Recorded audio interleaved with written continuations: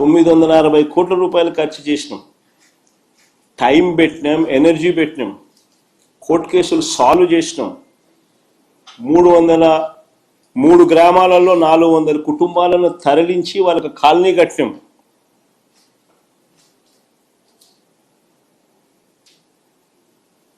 Land acquisition మా హయాంలో జరిగింది. ఇది చేయడమే కాదు, ఈ పనులు చేపట్టడానికి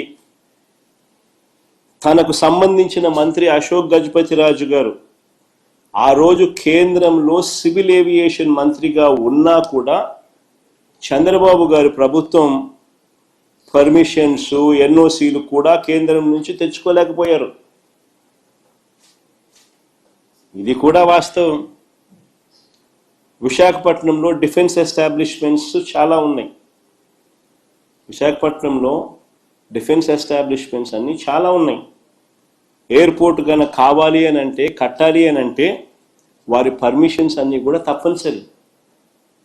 మనం వచ్చిన తర్వాతనే ఈ పర్మిషన్స్ కోసం కేంద్ర ప్రభుత్వం మీద ఒత్తిడి తీసుకొచ్చి వెంట పడడం జరిగింది.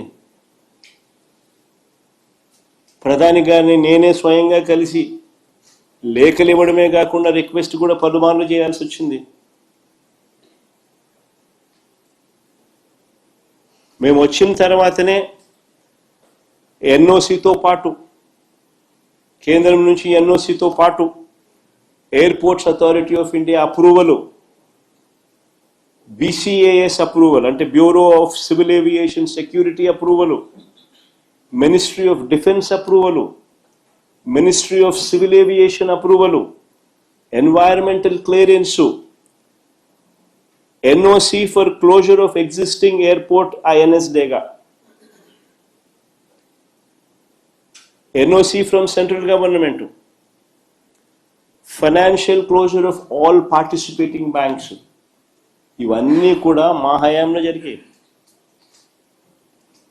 ఇవన్నీ కూడా మా హయాంలో జరిగాయి. వైఎస్ఆర్సీపీ ప్రభుత్వం అధికారంలో ఉన్నప్పుడు జరిగాయి.